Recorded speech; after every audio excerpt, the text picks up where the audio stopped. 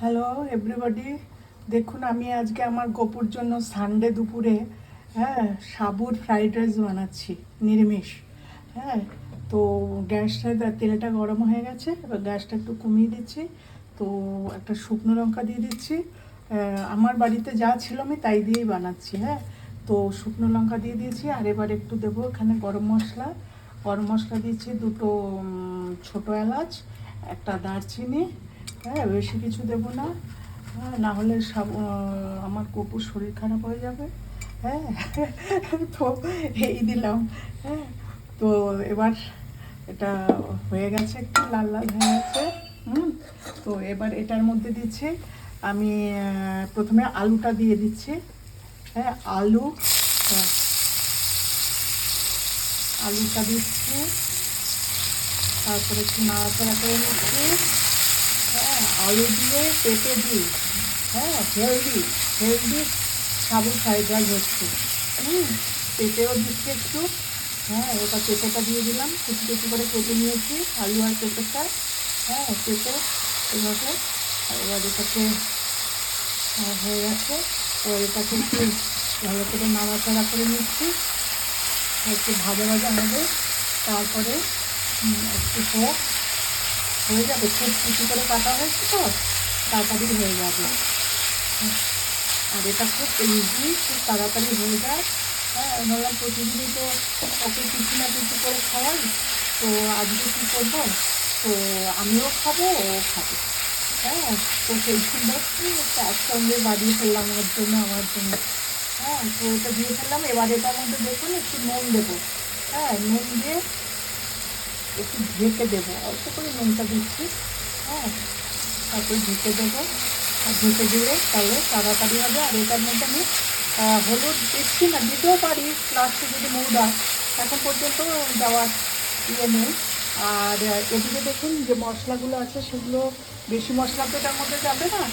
আর এখানে এই যে পুরো ঝরঝরে হয়ে গেছে। আমি বেশিক্ষণ ভেজাইনি, আধা ঘন্টার মতো ভিজিয়েছি, আর একটু কম ভেজালেও চলতো। হ্যাঁ, তো এটা হয়ে গেলে তারপরে আমি কাঁচা লঙ্কাটা দিয়ে দিচ্ছি। কাঁচা লঙ্কাটা দিয়ে দিচ্ছি, কাঁচা লঙ্কাটা দিয়ে দিলাম। এবার এটার মধ্যে এবার আমি ভাবছি টমেটোটা এখন দেবো না, একটু পরে দেবো। আর একটু পরে দিই, আর একটু লাল লাল ভাজা হোক। হ্যাঁ, তারপরে টমেটোটা দিয়ে দেবো। দেখুন আমার পেঁপে আর আলুটা সেদ্ধ হয়ে গেছে, একটু বেশ লাল লাল কালার ছাড়ছে, ভালোই লাগছে। এবার এটার মধ্যে একটু টমেটো দিয়ে দিচ্ছি। হ্যাঁ, টমেটো দিয়ে এবার একটু নাড়াচাড়া করে নিচ্ছি। হ্যাঁ, নাড়াচাড়া করার পরে নাড়াচাড়া করি, তাহলে টমেটোটা একটু মেল্ট হবে, কাঁচা ভাবটা চলে যাবে।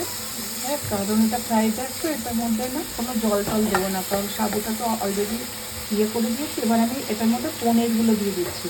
পনিরগুলো কিন্তু কাঁচা। হ্যাঁ, এটার মধ্যে আমি পনিরগুলো আমি ভাজিনি আর। হ্যাঁ, তো এগুলো এটা কাঁচাই রেখেছি। তো নিরামিষ তো, হ্যাঁ, সেজন্য একটু পনির দিলাম। হ্যাঁ, তো একটু ভাজা ভাজা হোক, গ্যাসটা একটু বাড়িয়ে দিই। হ্যাঁ, আমার যেহেতু আমি হলুদ দিচ্ছি না, কিন্তু তাও কালার এসে যাচ্ছে।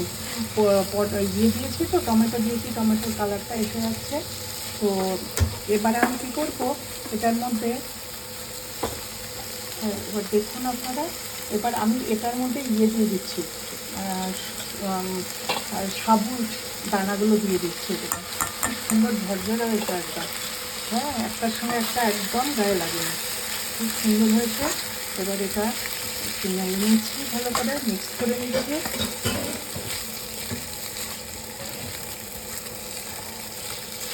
গ্যাসটা এই সময় মানে একটু বাড়িয়েই রাখছি। হ্যাঁ, বেশি বাড়াচ্ছি না, একটু মিডিয়ামেই আছে।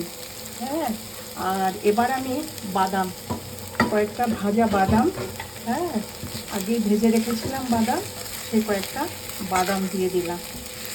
তো এখন এটা একটুখানি হোক। হ্যাঁ, একটুখানি ভাজা হোক, আর একটু ভাজা, এরপরে মিষ্টি দিয়ে নামিয়ে নেব। হয়ে গেছে আমার, দেখুন। এবার আমি একটু চিনিটা দিয়ে দিচ্ছি, অল্প একটু চিনি, একটুখানি চিনি আমি দিয়ে দিলাম। হ্যাঁ, অল্প একটু দিয়ে দিলাম, কারণ একটু মিষ্টি মিষ্টি ভালোই লাগবে। হ্যাঁ, ফ্রায়েড রাইস তো একটু মিষ্টি হলে ভালো লাগবে না। তো এটা হয়ে গেছে, এটা একটুখানি, হ্যাঁ, একটুখানি গ্যাসটা বন্ধ করে অল্প একটু ঢাকা দিয়ে রেখে দিচ্ছি। এরপরে প্লেটিং করে নিই। সাবুর দেখুন পায়েস পনির দিয়ে, পেঁপে, আলু, টমেটো দিয়ে করেছি। হ্যাঁ, গপুর জন্যই স্পেশালি করা, তো সেটা প্রসাদ হিসেবে আমরাও একটু নেব। তো দেখবেন, ভালো লাগলে খাবেন, আপনারাও একটু নিরামিষ বানিয়ে, ভালোই লাগবে।